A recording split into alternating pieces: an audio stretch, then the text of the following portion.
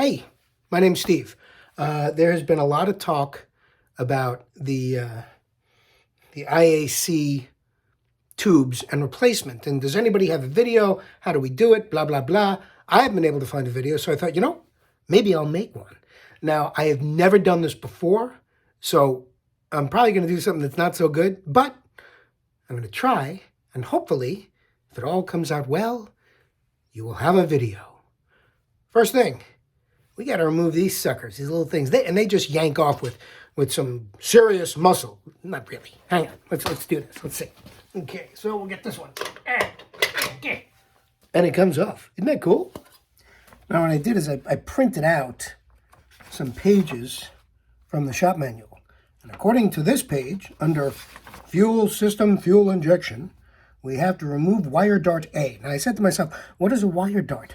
And I looked at the picture, which shows it right there, A. And it appears to be, pick up the camera here, it appears to be this puppy right here. Basically, it holds in the wire so that we can remove this wire and then take this whole unit off here. So I'm going to do that.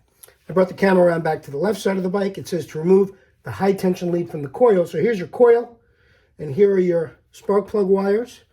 So we're just going to pop those puppies off. They haven't been removed since the factory. And this is a 2008. So, yeah, they got some time on here. But the bike itself only has just over 7,000 miles. So it's not so much from use rather than just from sitting here or sitting somewhere and doing nothing at all. Somebody out there is saying, oh my God, what is he doing? It looks terrible. Don't pull on him like that. Oh, and by the way, this is just for my heated gear, so ignore that. That means nothing to you. Now, you don't need to watch me do this. Hang on. Next step is it says to remove the 4 doohickeys that hold this bracket in on the left side of the bike. And just like the other side, I already broke them free. So for the purpose of this, you don't need to watch me struggle like I did with the spark plug wire on the coil, because I'm really not that strong, and these things make me break a sweat. Of course, if you had been attached to something with highs and lows of heat and cold over, just short of 12 years or so, you might not be so easy to get out either. So one by one, get out the 4 puppies here, and it's starting to come loose, as you can see. Jiggle, jiggle, jiggle. Very exciting. All right, to be continued. And it says to push the tab, and here's a tab. Push that to remove this. At least I think that's the tab that I push.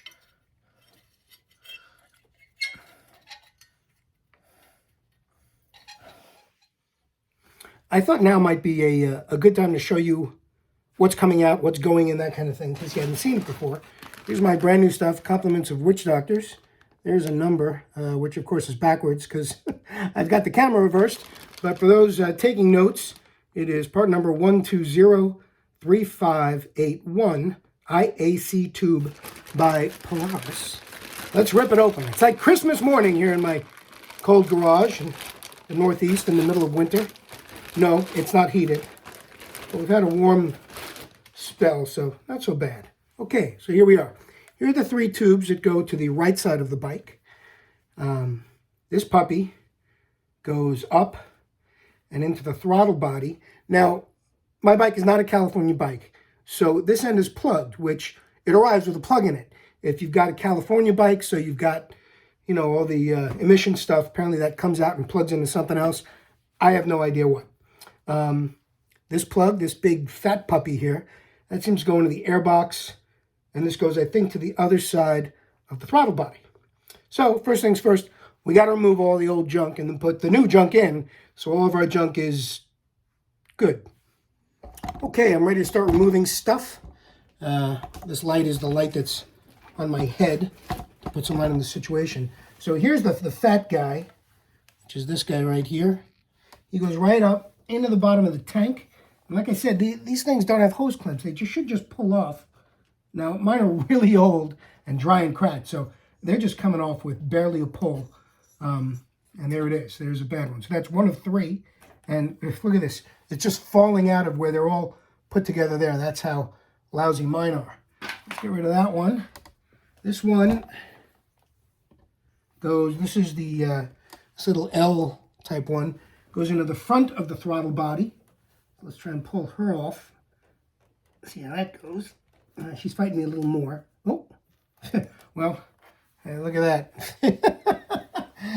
So I need to get the end off of the inside here. Maybe it'd be nice if you could see what I'm doing, right? So let me just take this off here. I'll point it out to you. So I'm not sure if you can see this. Right in here, there's the end right there. That end's got to come off. And then we've got this end right there. That's got to come off. All right, so I'm going to pull this stuff off and then I'll get right back to you. I want to show you something here. So here's the T that goes on the back of the throttle body. All right, and it just kind of fell apart. Here's the L that went on the front of the throttle body, and they're all chewed up. I don't know if you can see it. Let me give it some more light. So you can see that, I don't know if you can see these cracks that are all around it, like that. Now, mind you, my bike was running great. No issues. Didn't even suggest there was a problem. Yet all these hose ends were dry cracked and rotted and not doing good. So you might say, Steve, first of all, how did you know to change them? Well, I just looked at them and they look like crap. And then you can say, well, why bother?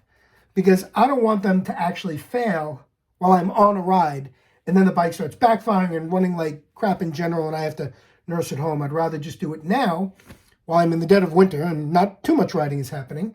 And I can get it done. I can get it done at my leisure and it's all good. So that's the left side of the bike. I got all the hoses out. Let's go back to the right.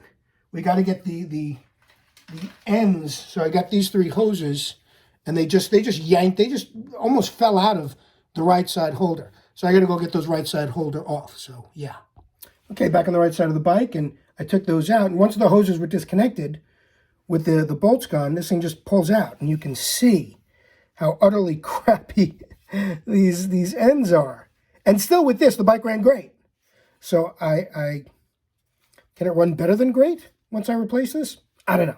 So I'm gonna yank these suckers off between a combination of elbow grease, flathead screwdrivers, and pliers, and I'll be ready to put it all back together. Okay, hoses are off. There it is, all shiny and ready to go back together in here. So I'm gonna hop back to the other side of the bike and start feeding in the new hoses. I'll be right back. So remember in the beginning when we started this, I said somebody's going to watch this and say, oh, he forgot to do this. Well, I just remembered. I remember watching a video once about these tubes. While they come joined, 3 of them together, it's much easier to put them on if you separate them. So I cut them. And now I should be able to get them on because I was really struggling off camera. To be continued. Little tip, separate these so they're 3 individuals. That will allow you to put them on one by one, nice and easy. All right, so, and like I said, they just squeeze on. So here you have it. You got your big boy, it goes into your tank. This goes to the back of your throttle body. This goes to the front of the throttle body. I'm going to feed them in through here to the other side. Once they're in, I can bolt this up, attach my electricity again, and get to making things work. So I'm just going to feed them through here.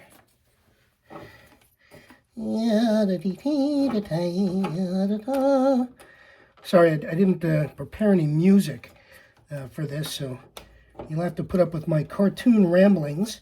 I know, once again, I didn't arrange for any car chase scenes or any explosions or anything of that sort that would make this really fun and interesting. But a lot of people asked, does anybody make a video? So I'm making one, as boring as it may be. All right, so all these puppies are in now. Woohoo! Let's go to the other side. Okay, so here we are. We're putting these puppies back in. Already got the other 3 started. And I plugged back in our spark plug wires so they can do the sparky thingy that they do. And get these all snugged up nice. Nice and good and good and nice. Now, I don't know if it's necessary, but I'm doing them in a star pattern, like you might with your wheels, you know, in a car, or head bolts if you're doing some deep mechanical work there. Actually, let's, yeah, there we go. All right, we'll button this up. Okay, so all of our 4 screws are in. Our spark plug wires are now attached. This one's good.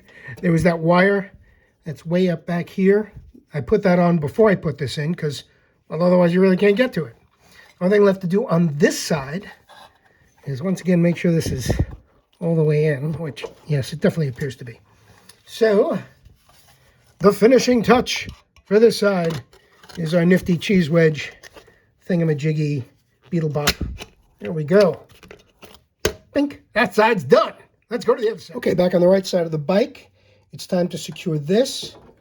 We've got our nifty plug here, and that what they described as a dart connector, which is really just this kind of push pinny thingy here, you can maybe see.